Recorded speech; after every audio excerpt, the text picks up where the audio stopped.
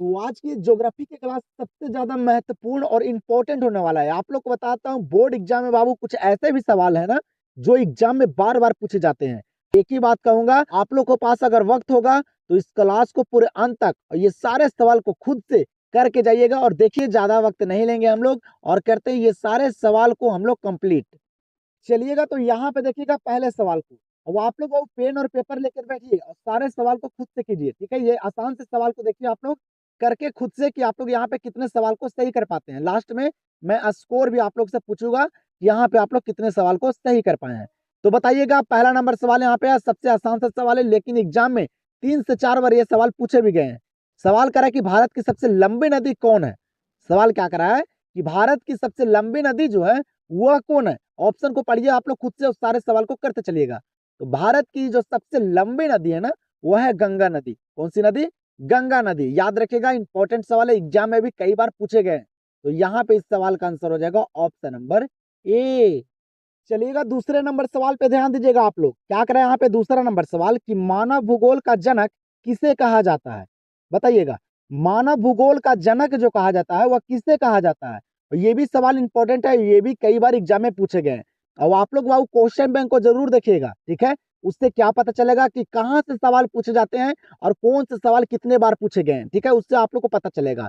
बाकी मैं यहाँ पे गेसिंग करवाया गया सवाल, और जो सवाल एग्जाम में बार बार रिपीट किए जा रहे हैं ना, उसी सवाल को यहाँ पे शामिल किया हूँ। तो अंत तक बने रहिएगा। तो बताइए जल्दी से इस सवाल का आंसर आप लोग कि मानव भूगोल का जनक किसे कहा जाता है। इंपॉर्टेंट सवाल है, ये भी सवाल एग्जाम में बहुत बार पूछे गए हैं। आप लोग देखिएगा एक बार क्वेश्चन बैंक को। तो मानव भूगोल का जनक जो कहा जाता है ना, वह कहा जाता है बाबू रेट जेल को। इनको रेट जेल को कहा जाता है। ये सवाल इंपॉर्टेंट है और याद रखिएगा। तो यहाँ पे इस सवाल का आंसर हो जाएगा ऑप्शन नंबर डी। अगला सवाल आप लोग को दिया गया यहाँ पे 3 नंबर सवाल। सवाल क्या करा कि खट्टे रसदार फलों की कृषि संबंधित है। सवाल क्या करा है कि खट्टे रसदार फलों की कृषि जो संबंधित है, ये किससे संबंधित है। सारे ऑप्शन को बाबू आप लोग खुद से पढ़िए और सारे सवाल को करते चलिए। जल्दी से बताइएगा, खट्टे रसदार फलों की कृषि जो संबंधित है ना, ये संबंधित है भूमध्यसागरीय कृषि से। किससे? भूमध्यसागरीय कृषि से संबंधित है। याद रखेगा, ये भी सवाल इंपॉर्टेंट है। आंसर होगा ऑप्शन नंबर सी। अगले सवाल को देखिएगा, यहाँ पे क्या करा। अगला सवाल करा कि 2011 के जनगणना के अनुसार भारत का जनसंख्या घनत्व था। सवाल क्या करा है, जब 2011 में जनगणना हुआ था ना, उसके अनुसार जो भारत का जनसंख्या घनत्व था वह कितना था। ये भी सवाल इंपॉर्टेंट है और जनगणना से काफी सारे सवाल एग्जाम में पूछे जाते हैं। तो आप लोग को भी यहाँ पे जो सवाल बार बार पूछे जाते हैं ना, उसको करवाऊंगा। ठीक है, तो बने रहिए लास्ट तक। जल्दी से बताइएगा, 2011 के जनगणना के अनुसार भारत का जनसंख्या घनत्व जो था वह कितना था। तो याद रखिएगा, जब 2011 में जनगणना हुआ था, उसके अनुसार जो भारत का जनसंख्या घनत्व था ना, हुआ था 382 व्यक्ति वर्ग किलोमीटर। कितना था? 382 व्यक्ति वर्ग किलोमीटर। ये भी सवाल 3 से 4 बार एग्जाम में पूछ दिए गए हैं। तो याद रखेगा, आंसर हो जाएगा ऑप्शन नंबर ए। 5 नंबर प्रश्न पे ध्यान दीजिएगा आप लोग। क्या करें यहाँ पे 5 नंबर सवाल करें कि हार्टिकल्चर संबंधित है। सवाल क्या करा है कि हार्टिकल्चर जो है ये किससे संबंधित है। और इस तरह के भी सवाल एग्जाम में पूछे जाते हैं। तो याद रखिएगा, हार्टिकल्चर जो संबंधित है ना, ये फल एवं सब्जी से संबंधित है। किससे? फल एवं सब्जी से। याद रखिएगा, आंसर हो जाएगा ऑप्शन नंबर डी। और आप लोग को एक बात और बतला देता हूँ बाबू, अगर आप लोग को 2027 में अगर अच्छे मार्क्स लाना है ना, तो आप लोग इस चैनल से जरूर जुड़ जाएगा। ठीक है, आप लोग को अच्छे तरह से मैं आप लोग को हर क्लास दूंगा, हर विषय का क्लास दूंगा। ठीक है, और हर तरह से दूंगा कि किस तरह से एग्जाम में सवाल पूछे जाते हैं। अगर अच्छे मार्क्स लाना है, अच्छे परसेंटेज लाना है, तो आप लोग सिर्फ यहाँ पे बने रहिए और विश्वास जताए रहिए। ठीक है, और आप लोग को पीडीएफ भी मैं दूंगा और अच्छे तरह से पढ़ाई कीजिए। और एक बात और, आप लोग को हर एक सवाल पे फोकस बनाए रखना है। ठीक है, कि एग्जाम में कौन से सवाल पूछ दिए जाएंगे ये आप लोग को भी पता नहीं है। तो आप लोग को हर एक सवाल मैं करवाऊंगा, जो भी सवाल इंपॉर्टेंट हो, एग्जाम से रिलेटेड हो। ठीक है, यहाँ पे देखिएगा अगले सवाल को। अगला सवाल आप लोग का दिया गया, कह रहा है कि भारत में सबसे कम जनसंख्या किस राज्य की है। सवाल कह रहा है ना कि भारत में ऐसा कौन सा राज्य है बाबू जहाँ जनसंख्या जो है ना वह कम है, वहाँ लोग जो है वह कम लोग है, सबसे कम। तो भारत में सबसे कम जनसंख्या किस राज्य की है। तो याद रखिएगा, सिक्किम की। कहाँ? सिक्किम की। तो आंसर हो जाएगा ऑप्शन नंबर सी। चलिएगा, यहाँ पे देखिएगा इस सवाल को, ये भी सवाल इंपॉर्टेंट है और इससे कई सारे सवाल एग्जाम में पूछे भी जाते हैं। सवाल करा है कि इनमें से कौन ग्रामीण बस्ती का प्रकार है। सवाल क्या कर रहा है कि यहाँ पे बताइए आप लोग सारे ऑप्शन को पढ़कर कि यहाँ पे ग्रामीण बस्ती का जो प्रकार है वह कौन है, बताइएगा। इस तरह के सवाल एग्जाम में पूछे जाते हैं बाबू, आप लोग देखिए क्वेश्चन बैंक को, ठीक है। तो बताइए जल्दी से कि ग्रामीण बस्ती का प्रकार यहाँ पे कौन है। तो याद रखिएगा गुच्छित और अर्धगुच्छित और पल्लीकृत, ये तीनों जो है ना वह ग्रामीण बस्ती का प्रकार है, और तीनों को याद रखना पड़ेगा आप लोग को, क्योंकि वहां ऑप्शन है बाबू 1 2 भी करके दे सकते हैं। तो याद रखिएगा गुच्छित, अर्धगुच्छित और पल्लीकृत, ये तीनों ग्रामीण बस्तियां हैं। तो आंसर होगा उपयुक्त सभी, ऑप्शन नंबर डी। चलिएगा यहाँ पे देखिएगा इस सवाल को, और ये भी सवाल एग्जाम में पूछे गए हैं। सवाल कर रहा है कि सहकारी कृषि अधिक सफल रही है। सवाल क्या कर रहा है कि सहकारी कृषि जो है ना बाबू, ये अधिक सफल रही है कहाँ, किस देश में रही है, ये सवाल यहाँ पे कर रहा है, ठीक है। तो इस तरह के सवाल में ऑप्शन को आप लोग को पढ़ के और ऑप्शन के अकॉर्डिंग ही आप लोग को आंसर करना पड़ेगा। तो याद रखिएगा ये सवाल एग्जाम में पूछे गए हैं 2 बार, तो इसीलिए मैं यहाँ पे शामिल किया हूँ। तो सहकारी कृषि अधिक सफल जो रही है ना, ये रही है बाबू कहाँ, तो डेनमार्क में। कहाँ रही है, डेनमार्क में, याद रखिएगा। यहाँ पे आंसर हो जाएगा ऑप्शन नंबर बी। चलिएगा बाबू, तो अगले सवाल को देखिएगा क्या करें। यहाँ पे अगला सवाल करे कि उत्तर अटलांटिक मार्ग जोड़ता है। सवाल क्या कर रहा है कि उत्तर अटलांटिक मार्ग जो है वह किसको जोड़ता है, ये सवाल यहाँ पे कर रहा है। तो बताइए जल्दी से। तो उत्तर अटलांटिक मार्ग जो जोड़ता है ना, वह उत्तर अमेरिका को यूरोप से जोड़ता है। किसको, उत्तर अमेरिका को यूरोप से, याद रखिएगा। तो यहाँ पे आंसर होगा ऑप्शन नंबर ए। 10 नंबर सवाल पे ध्यान दीजिएगा, काफी ज्यादा इंपॉर्टेंट ये 10 नंबर सवाल है बाबू, क्योंकि ये एग्जाम में 4 से 5 बार ये सवाल पूछे गए हैं, ठीक है। जनगणना के सबसे इंपॉर्टेंट सवाल है, लेकिन एग्जाम में बहुत बार पूछे गए हैं। सवाल करा कि भारत में पूर्ण जनगणना पहली बार कब हुई थी। सवाल क्या करा है ना कि भारत में जो पहली बार जनगणना हुई थी ना, वह कब हुई थी, ये सवाल यहाँ पे कह रहा है। ये सवाल सबसे ज्यादा इंपॉर्टेंट है, और मैं देखना चाहता हूँ कि ये सवाल कितने बच्चों को याद है। तो जल्दी से बताइएगा इस सवाल का आंसर, और आप लोग उस सारे सवाल को करते चलिए, क्योंकि ये सारे आसान से सवाल हैं, ठीक है। ये ज्यादा हार्ड लेवल के सवाल नहीं है, ये आसान से सवाल को मैं यहाँ पे शामिल किया हूँ, जो एग्जाम में बार बार पूछे जाते हैं। तो याद रखिएगा। तो बताइए इस सवाल का आंसर, भारत में पुनः जनगणना पहली बार कब हुई थी। तो याद रखिएगा 1881 में। कब हुई थी, 1881 में भारत में पुनः जनगणना पहली बार हुई थी बाबू। तो ये सवाल इंपॉर्टेंट है, तो याद रखिएगा। आंसर हो जाएगा ऑप्शन नंबर ए। तो देखिएगा क्या करें, यहाँ पे 11 नंबर सवाल करे कि दो देशों का मध्य व्यापार कहलाता है।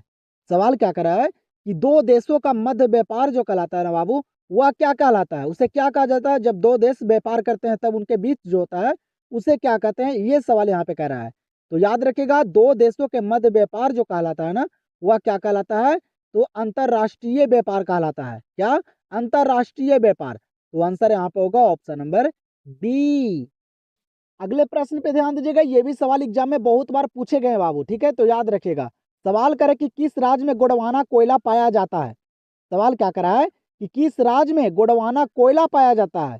जब भी कोयले की बात करें ना बाबू, तो याद रखिएगा जो गोंडवाना कोयला जो पाया जाता है ना, वह पाया जाता है झारखंड में। सबसे ज्यादा कोयला कहाँ होता है, तो झारखंड में होता है। ये बात को याद रखिएगा, एग्जाम में बहुत सारे सवाल पूछे जाते हैं। तो आंसर यहाँ पे हो जाएगा ऑप्शन नंबर सी। अगले प्रश्न पे ध्यान दीजिएगा, क्या करें। यहाँ पे अगला प्रश्न करें कि कॉफी उत्पादक राज्य है। यहाँ पे आप लोग बताइए कि कॉफी उत्पादक राज्य जो है वह कौन सा राज्य है, किस राज्य में कॉफी उत्पादक सबसे ज्यादा होता है। ये सवाल यहाँ पे कह रहा है, ये भी एग्जाम में बहुत बार पूछे गए हैं। एक बार क्वेश्चन बैंक को जरूर पढ़िएगा। और आप लोग को बताता हूँ, इस क्लास को आप लोग अगर मिस करते हैं तो एग्जाम में आप लोग को दिक्कत होगा, क्योंकि जो भी सवाल एग्जाम में बार बार बाबू रिपीट किए जा रहे हैं ना, जो बार बार पूछे जा रहे हैं ना, उसी सवाल को यहाँ पे मैं शामिल किया हूँ। तो अंत तक, लास्ट तक अच्छे तरह से ये सारे सवाल को जरूर करके जाएं, और खुद से भी करें। और देखिए यहाँ पे कि ये सारे आसान से सवाल आप लोग को याद हैं कि नहीं याद है, ठीक है, क्योंकि ये सारे सवाल एग्जाम से रिलेटेड है। तो जल्दी से बताइएगा, कॉफी उत्पादक राज्य है यहाँ पे कौन, याद रखिएगा वह है कर्नाटक। क्या है बाबू, कर्नाटक जो है ना, ये कॉफी उत्पादक राज्य है। यहाँ पे आंसर हो जाएगा ऑप्शन नंबर ए।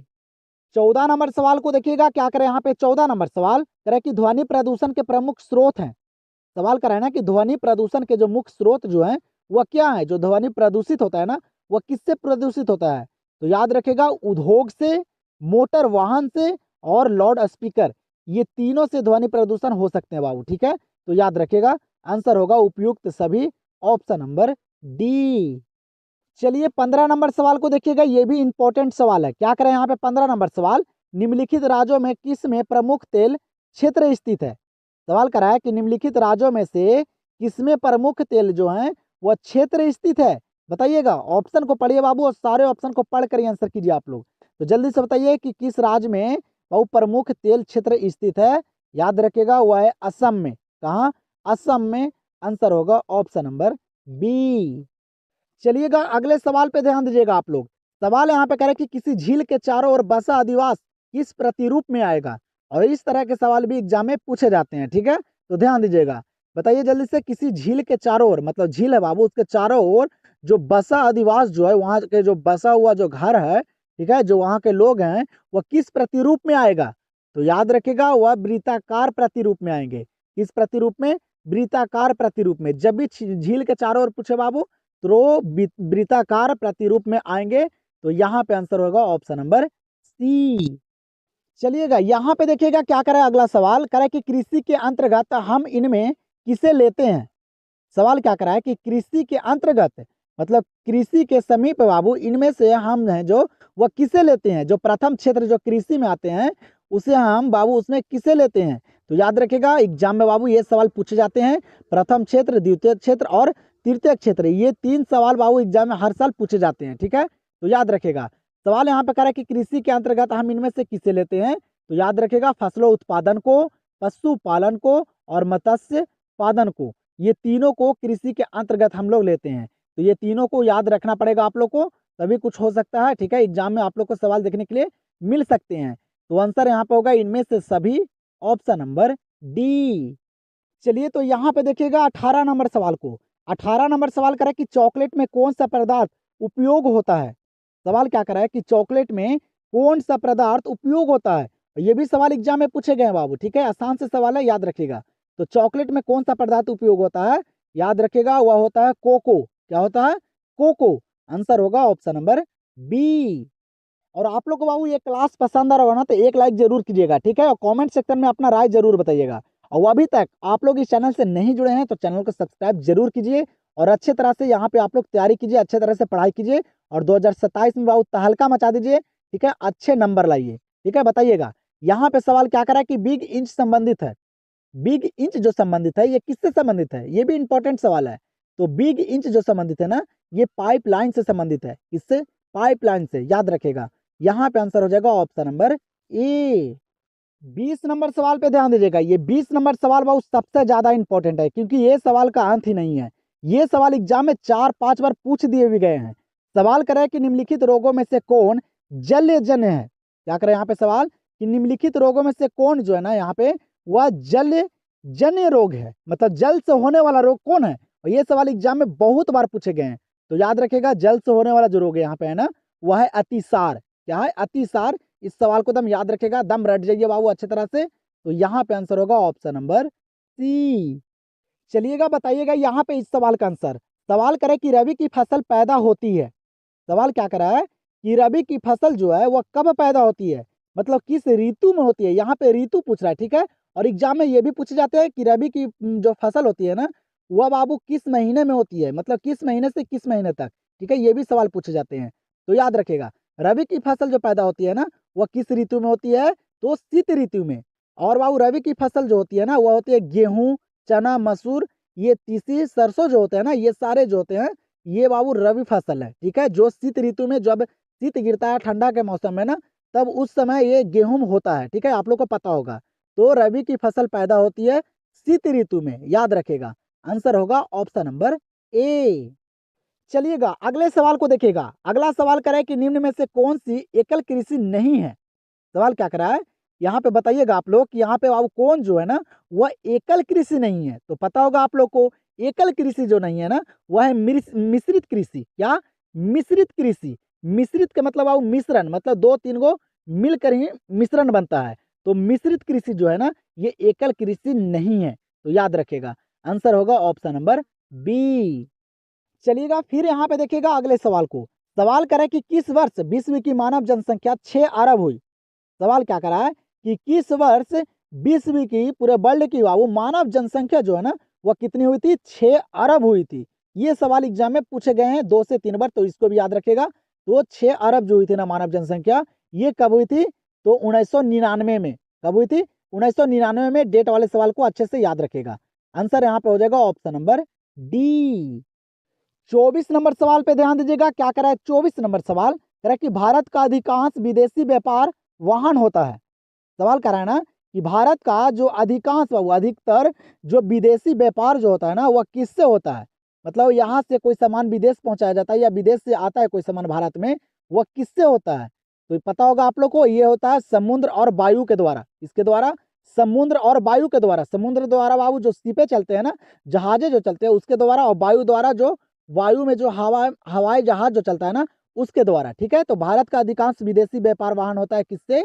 तो समुद्र और वायु द्वारा। याद रखेगा। तो आंसर यहाँ पे हो जाएगा ऑप्शन नंबर सी।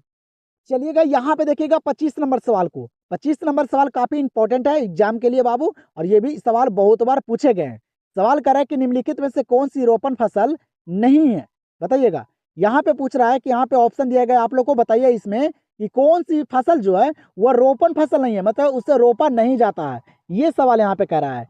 तो आप लोग से एक ही अनुरोध होगा बाबू, इस सवाल का आंसर आप लोग कमेंट सेक्शन में दीजिए। ये आसान से सवाल है लेकिन एग्जाम में कई बार पूछे भी गए हैं। तो आप लोग इस सवाल का आंसर जल्दी से कमेंट कीजिए, बताइए जल्दी से कि इस प्रश्न का आंसर क्या होगा। ठीक है, तो आप लोग के लिए बाबू एक सवाल मैं दिया हूँ, इस सवाल का आंसर मैं कमेंट सेक्शन में देखना चाहता हूँ, और ये भी देखना चाहता हूँ कि कितने बच्चे जो हैं इस सवाल का आंसर सही दे पाते हैं। ठीक है, मैं कमेंट करूंगा आप लोग को। ठीक है, कमेंट का रिप्लाई भी करूंगा आप लोग को।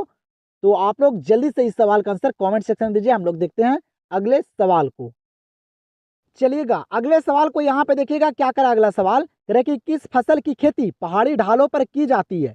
ये भी इंपॉर्टेंट सवाल है, बताइएगा किस फसल की खेती पहाड़ी ढालों पर की जाती है? तो याद रखिएगा, पहाड़ी ढालों पे जो खेती की जाती है ना, वह की जाती है चाय की। इसकी? चाय की खेती की जाती है। याद रखिएगा, आंसर यहाँ पे होगा ऑप्शन नंबर बी। चलिएगा यहाँ पे देखिएगा अगले सवाल को, 27 नंबर को। 27 नंबर सवाल कह रहा है कि विश्व का सबसे लंबा झील जल मार्ग कौन है? मतलब सवाल यहाँ पे कह रहा है कि विश्व का, पूरे वर्ल्ड का बाबू, संसार का सबसे लंबा झील जलमार्ग जो है ना, वह कौन है? बताइएगा।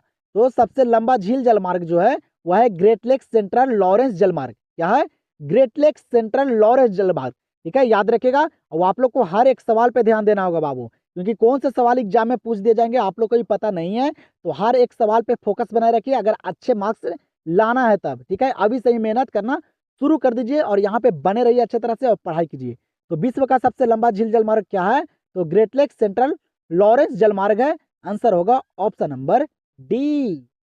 चलिएगा यहाँ पे देखिएगा, जनगणना से सवाल पूछा गया है। सवाल करें 2011 के जनगणना के अनुसार किस राज्य का जनसंख्या घनत्व सबसे अधिक है?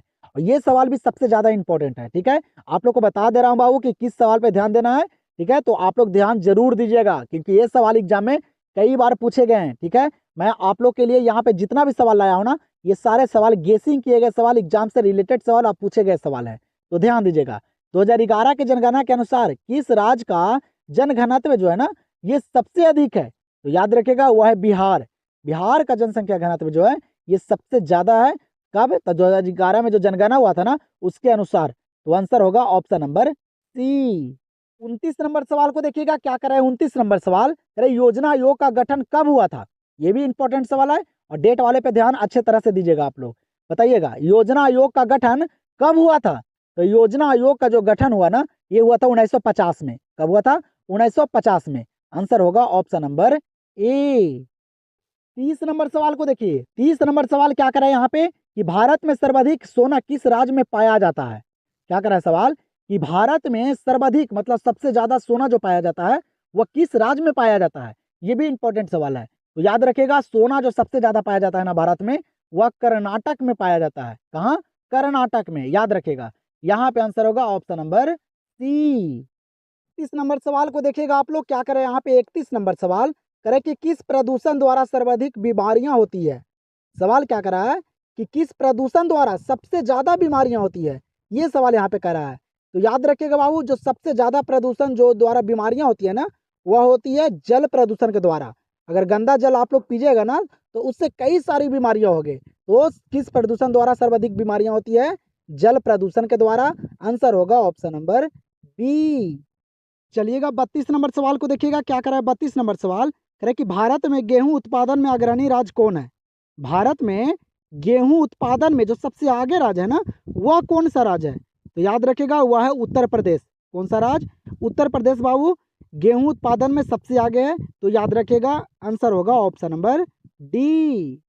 चलिएगा यहाँ पे भी ध्यान दीजिएगा, यहाँ पे अगला सवाल करें कि निम्नलिखित में से भारत में पुरुष प्रवास का प्रमुख कारण कौन सा है?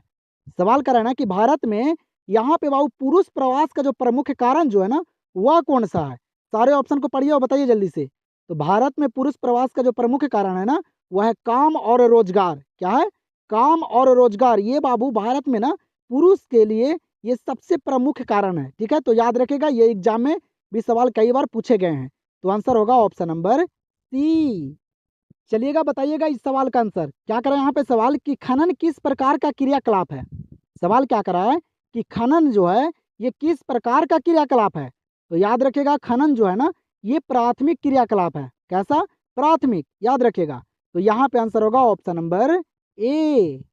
35 नंबर सवाल को देखिएगा, ये हम लोग का लास्ट सवाल है बाबू। इसके बाद आप लोग कमेंट सेक्शन में जरूर बताइएगा कि आप लोग यहाँ पे 35 सवाल में कितने सवाल को सही किए हैं, क्योंकि यहाँ पे जो मैं सवाल करवाया हूँ ना, ये सारे आसान लेवल के सवाल थे बाबू, जो एग्जाम में बार बार पूछे जाते हैं और कई बार पूछे भी गए हैं। ठीक है, तो मैं देखना चाहता था कि आप लोग यहाँ पे ये आसान से सवाल में जो एग्जाम में बाबू हर एक साल पूछे जा रहे हैं, इसमें आप लोग कितने सवाल को सही किए हैं। इसीलिए मैं यहाँ पे आप लोग को 35 सवाल करवाया हूँ और आप लोग को ढेर सारे सवाल करवाऊंगा। सिर्फ आप लोग यहाँ पे बने रहिए और अच्छे तरह से मेहनत कीजिए। ठीक है, यहाँ पे देखिए ये 35 नंबर जो सवाल है ना, ये सबसे ज़्यादा महत्वपूर्ण और इम्पोर्टेंट सवाल है, क्योंकि एग्जाम के लिए ये सबसे फेवरेट सवाल है बाबू, क्योंकि बोर्ड एग्जाम में बहुत बार ये सवाल पूछे गए हैं। आप लोग क्वेश्चन बैंक को जरूर देखिएगा। सवाल करें निम्नलिखित में से सर्वाधिक प्रदूषित नदी कौन सी है? सवाल करें ना बाबू कि सबसे अधिक मतलब सर्वाधिक प्रदूषित नदी जो है वह कौन सी नदी है, और ये हर साल सवाल पूछे गए। एक बार क्वेश्चन में को जरूर देखिएगा आप लोग। तो सर्वाधिक प्रदूषित नदी अगर पूछे ना, तो वह होगा यमुना नदी। कौन सी नदी? यमुना नदी। बहुत बार सवाल ये पूछे गए एग्जाम में। तो यहाँ पे इस सवाल का आंसर क्या हो जाएगा? Option number D. तो आप लोग अपना स्कोर जरूर कमेंट सेक्शन में बताइए बाबू, और मैं सारे बच्चे के कमेंट देखता हूँ। ठीक है, रिप्लाई भी करूंगा कि कौन से बच्चे कितने अच्छे स्कोर किए हैं। ठीक है, और आप लोग अभी तक इस चैनल से नहीं जुड़े हैं तो चैनल को सब्सक्राइब कर लीजिए। अब आप लोग का यहाँ पे रेगुलर क्लास चलेगा। तो चलिए अब मिलते हैं अगले क्लास में।